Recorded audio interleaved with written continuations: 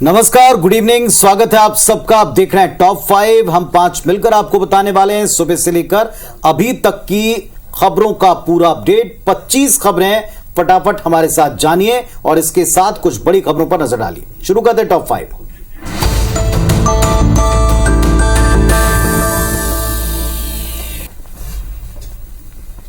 सबसे पहले आज का बड़ा नतीजा, दिल्ली नगर निगम के नतीजे आ गए हैं। एमसीडी चुनाव में बीते 15 साल से काबिज बीजेपी का पत्ता साफ हो गया। आम आदमी पार्टी ने जीत का परचम लहराया, बहुमत प्राप्त कर लिया।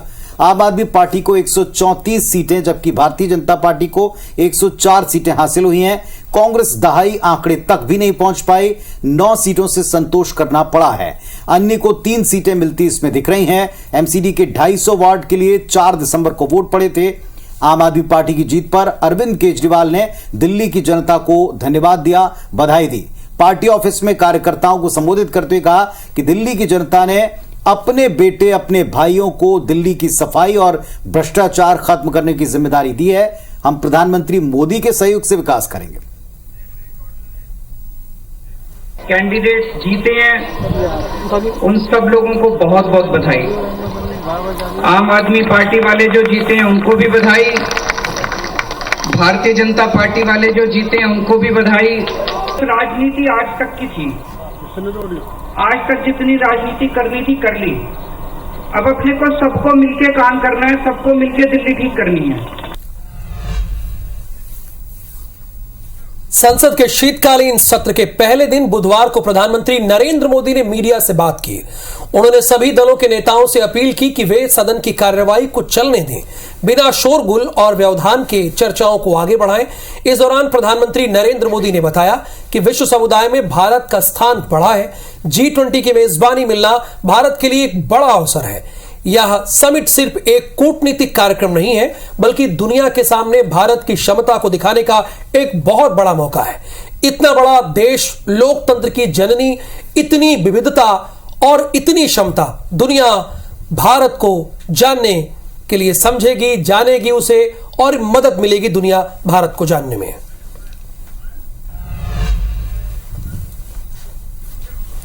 बढ़ती महंगाई से चिंतित भारतीय रिजर्व बैंक ने रेपो रेट में 0.35% की बढ़ोतरी की है। अब रेपो रेट 5.90% से बढ़कर 6.25% हो गया है। यानी कि होम लोन से लेकर ऑटो और पर्सनल लोन सब कुछ महंगा हो जाएगा और अब ज्यादा ईएमआई चुकानी होगी।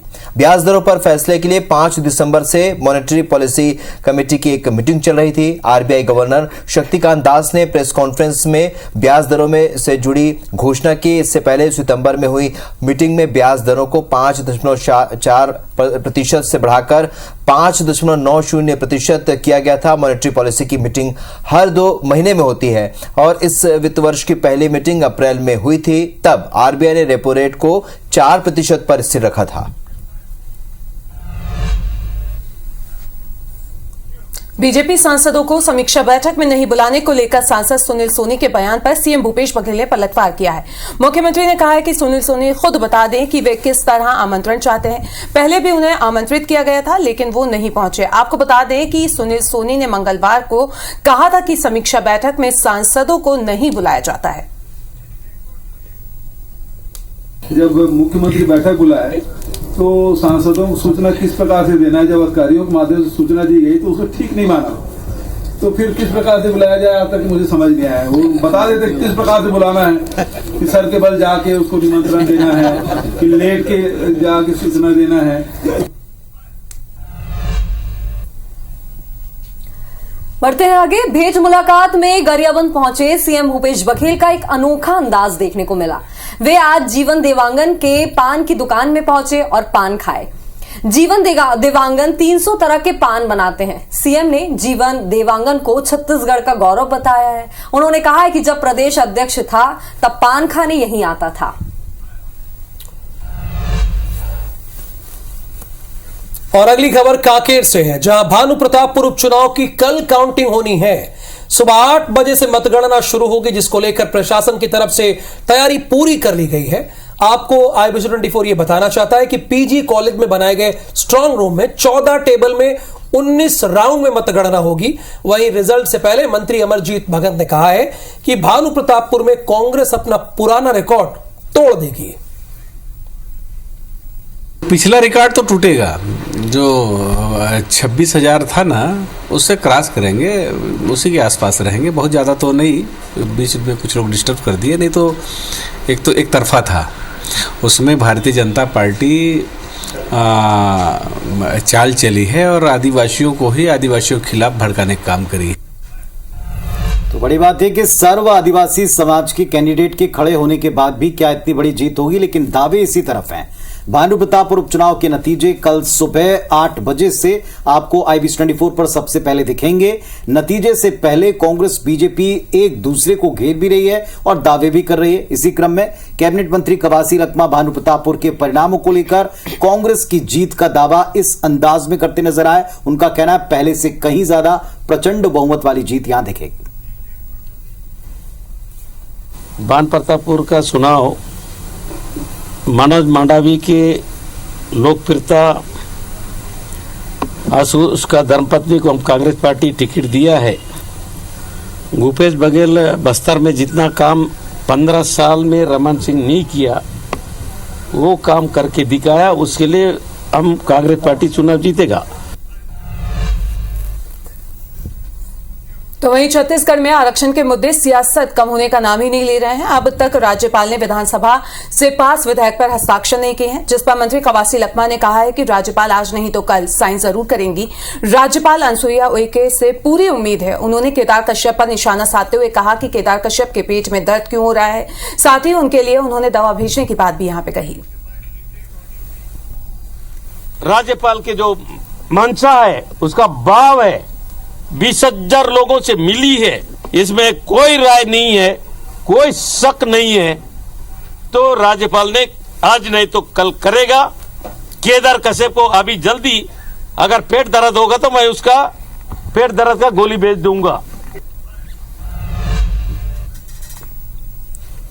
तो आरक्षण के विधेयक पर कांग्रेस के आरोपों पर बीजेपी ने भी पलटवार किया है। पूर्व मंत्री बृजमोहन अग्रवाल ने कहा है कि राज्यपाल संविधान के मुताबिक काम करेंगी, कांग्रेस के मुताबिक नहीं। साथ ही उन्होंने कहा कि संविधान और कानून कांग्रेस की जेब का विषय नहीं है। संविधान, नियम, कायदे, कानून ये कांग्रेस पार्टी की जेब के विषय नहीं है और राज्यपाल किसी भी राज्य की संवैधानिक प्रमुख होती हैं और इसलिए वो जो भी निर्णय करेंगी वो संविधान के अनुकूल करेंगी, कांग्रेस के अनुकूल नहीं करेंगी। इंदौर में अगले महीने होने वाले ग्लोबल इन्वेस्टर समिट और प्रवासी भारतीय सम्मेलन की तैयारी बहुत तेज हो गई है।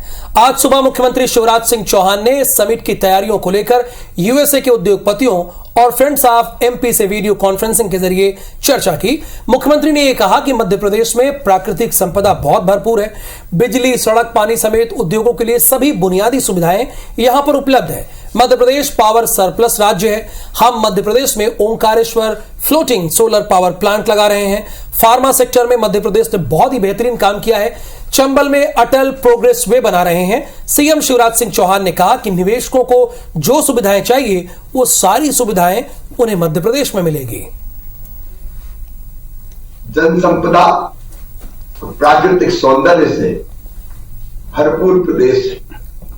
मध्य प्रदेश टाइगर स्टेट तो पहले से ही था, लेकिन हम टाइगर स्टेट भी हैं, लेपर्ड स्टेट भी है, बल्चर स्टेट भी है और अब चीता स्टेट भी हो गए। सचमुच में अद्भुत प्रदेश है मध्य प्रदेश, जिसमें निवेश की अपार संभावना है।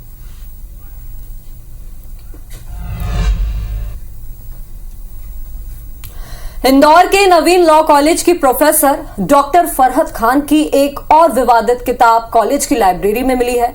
ये किताब महिलाएं एवं आपराधिक विधि विषय पर लिखी गई है।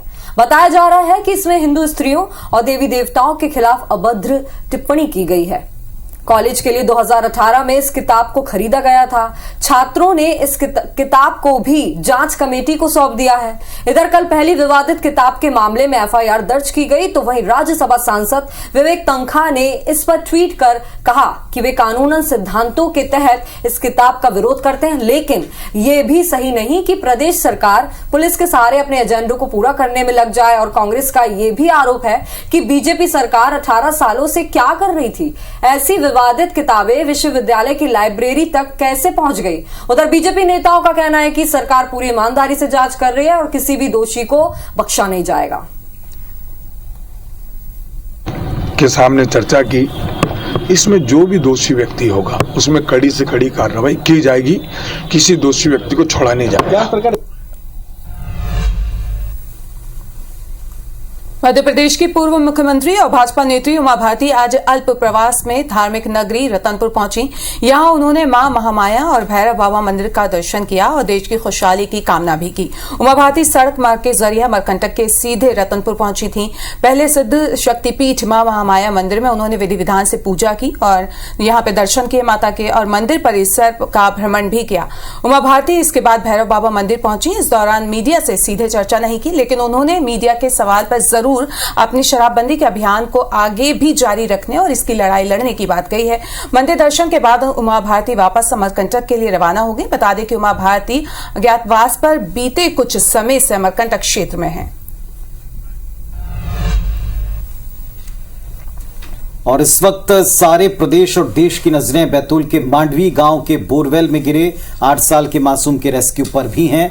अपडेट आपको उसका भी दे दें। रेस्क्यू टीम दोपहर तक चट्टानों को तोड़कर बोरवेल के 46 फीट की गहराई तक पहुंच चुकी थी। अब खुदाई के बाद 7 से 8 फीट की लंबी सुरंग बनाने का काम शुरू होगा। इस खुदाई के दौरान पानी लगातार निकल रहा है और ऐसे में थोड़ी दिक्कत है। 2 पंप की मदद से पानी को बाहर खींचा जा रहा है, खाली किया जा रहा है। मामले में खुद मॉनिटरिंग मुख्यमंत्री शिवराज सिंह चौहान कर रहे हैं। प्रशासन को सभी जरूरी कदम उठाने के निर्देश वो कल से ही दे रहे हैं। रेस्क्यू के काम में जुटे अधिकारी कहते हैं कि पानी के रिसाव के कारण सुरंग बनाने के दौरान ज्यादा एहतियात बरतनी पड़ेगी। इसके लिए मशीनों का इस्तेमाल ठीक ढंग से किया जाए या फिर ना किया जाए, इस पर फैसला तत्काल लेंगे। काम में एक्सपीरियंस लोगों की टीम बनकर तैयार है।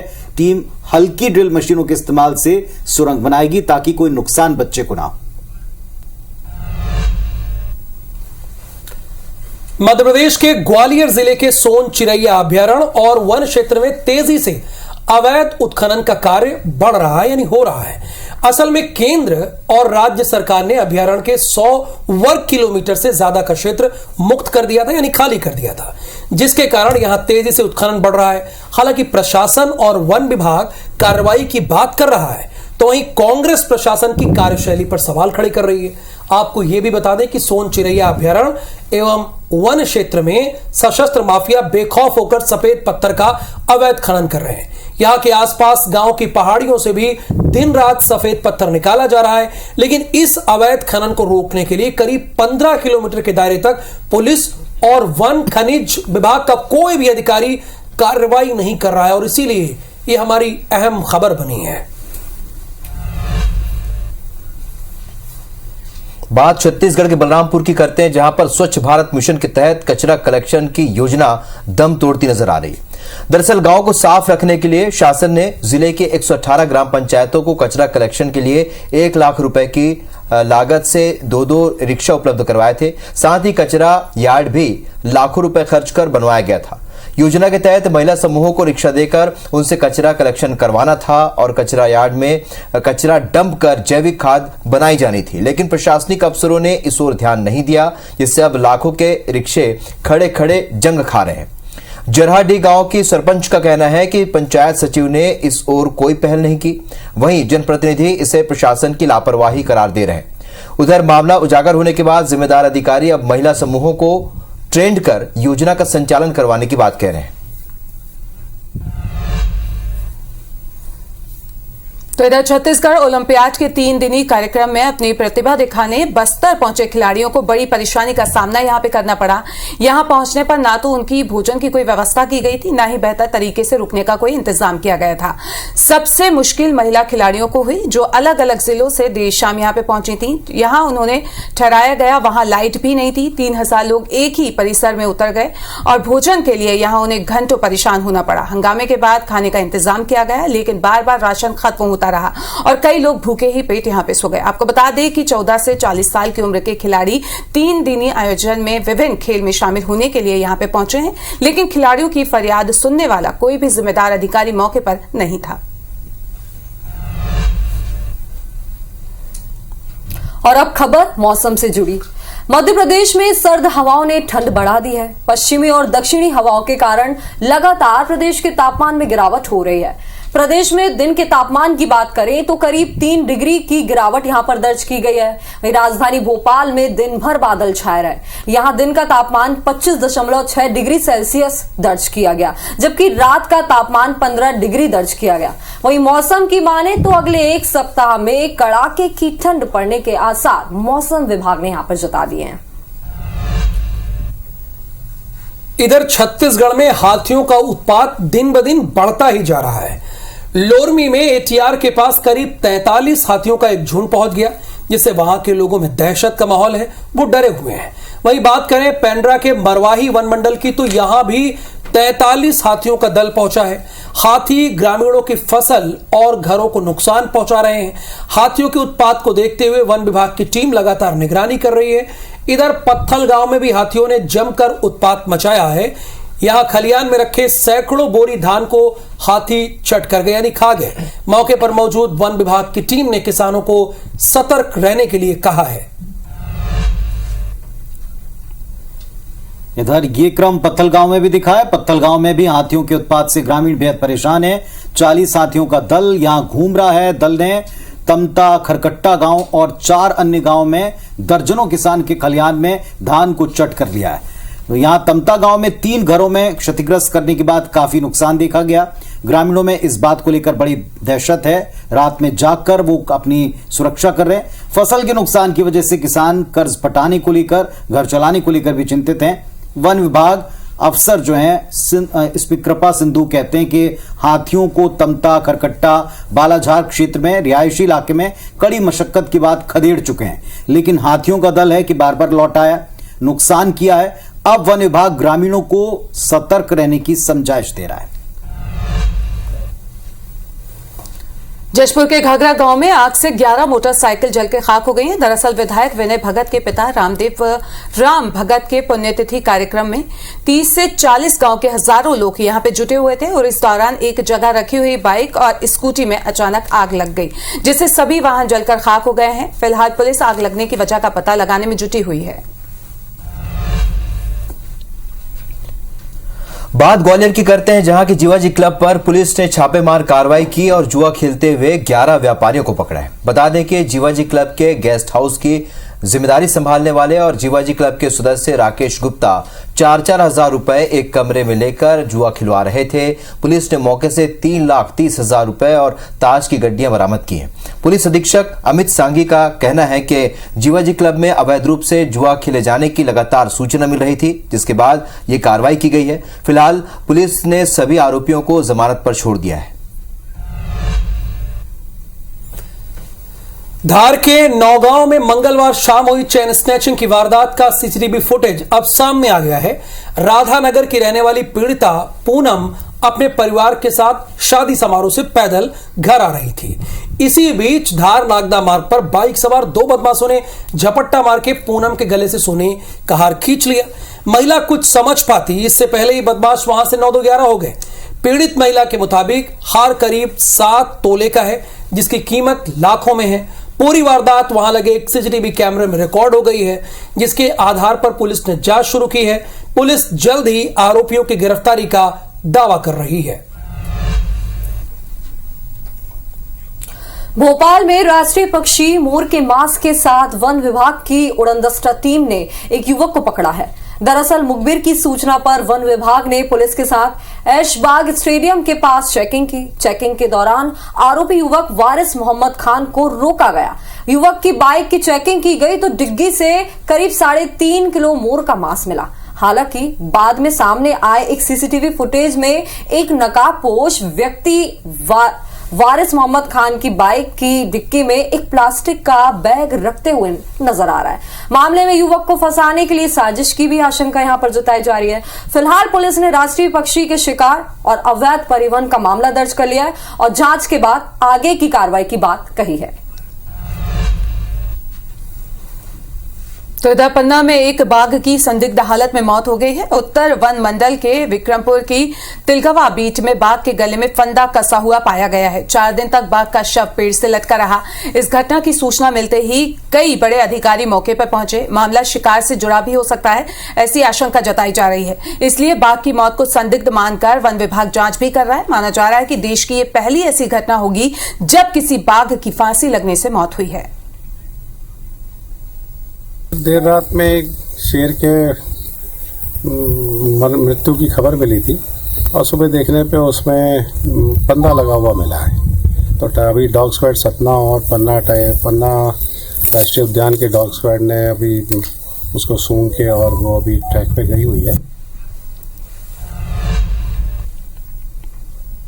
इधर मुरैना में खाद्य सुरक्षा विभाग की टीम और सिविल लाइन थाना पुलिस ने संयुक्त तौर पर महाराजपुर रोड के ऊपर स्थित दूध डेयरी पर कार्रवाई की। दूध में रिफाइंड पाम ऑयल मिलाकर पनीर बनाया जा रहा था। मौके से 800 लीटर दूध, 480 किलो पनीर समेत कई खाद्य सामग्रियां जब्त हुई। एक प्लास्टिक की टंकी में लगभग 17 लीटर रिफाइंड पाम ऑयल समेत कई खतरनाक केमिकल्स मिले हैं। लाइसेंस लाने के नाम पर डेयरी मालिक मौके से भाग चुका है। सिविल लाइंस थाना पुलिस खाद्य सुरक्षा अधिनियम धर्मेंद्र कुमार जैन की रिपोर्ट पर आरोपी डेयरी मालिक विनोद सिंह यादव, उनके खिलाफ धोखाधड़ी और कई अन्य धाराओं में केस दर्ज कर चुकी है। और टॉप 5 में वक्त हो गया एक ब्रेकिंग न्यूज का, जो कि ग्वालियर से है।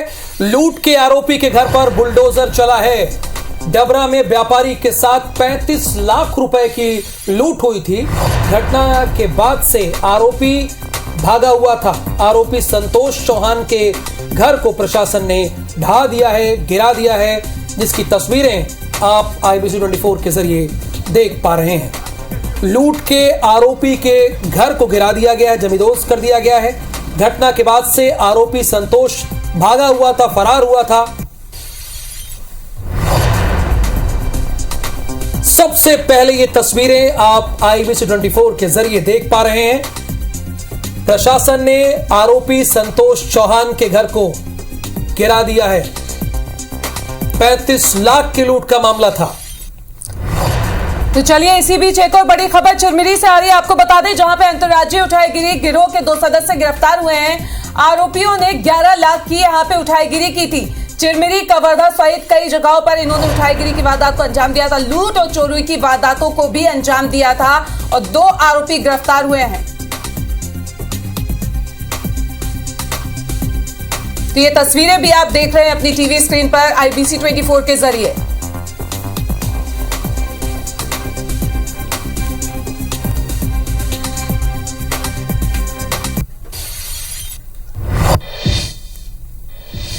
तो टॉप 5 में जिन खबरों के बारे में हमने आपको बताया, इनमें से हर एक खबर का अपडेट आपको मिलता रहेगा। आप देखते रहें IBC 24। ये इवनिंग प्राइम की शुरुआत है। कुछ बड़े विषयों पर डिबेट भी आपका इंतजार करेगी। आप देखते रहें, जुड़े रहें IBC 24 के साथ। फिलहाल हमें इजाजत दें।